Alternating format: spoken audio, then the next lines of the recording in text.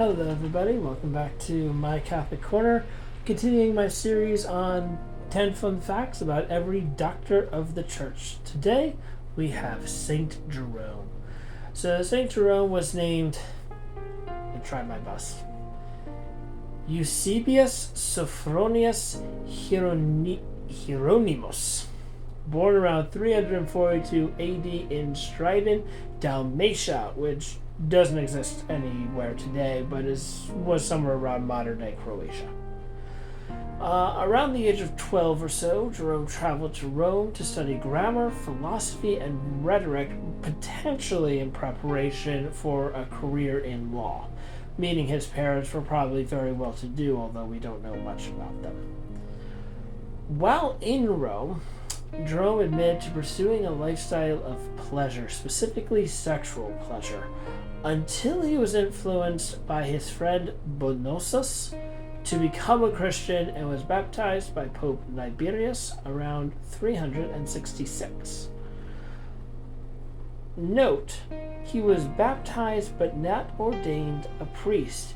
Instead, he became a hermit in what was known as Aquileia, and honed his skills by becoming a translator of Greek texts into Latin.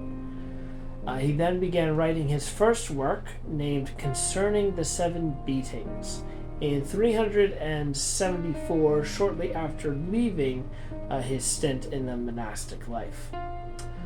And then he went right back into it. He went back into solitude after finishing this book, went back for 4 more years, and when he came out, he was then pressured into becoming a priest around 378 because of conflicts within the Church of Antioch.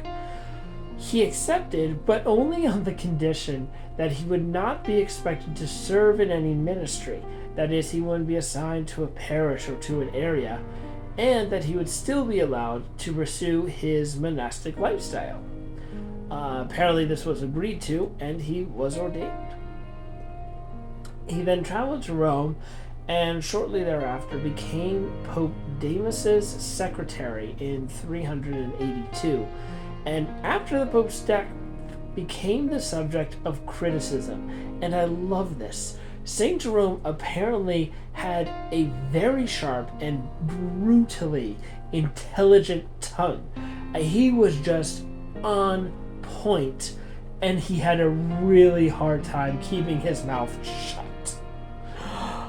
Because of this, his critics started rumors that he was having an affair with one of his female students who had started following his school of thought as far as asceticism, living very frugally poorly.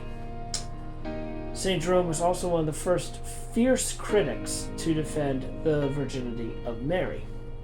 However, his greatest work, and what we know him for today as a doctor of the church, was the translation of the Bible from Hebrew and Old Latin into the common or vulgar Latin tongue. The church kind of gets a lot of flack for, during the Middle Ages, sort of gatekeeping that. I don't think people quite understand how much hard work it is translating from hand one book to another just in the same language. Saint Jerome was translating it from different languages into what was considered like the gutter tongue, the tongue of the people, to make it even more accessible. Lastly, he died September 30th, which is his feast day, in 420. Is buried in Rome and is the patron saint of archaeologists, biblical scholars, librarians, students, and translators. Excuse me, it is late. I'm going to bed. God bless everybody.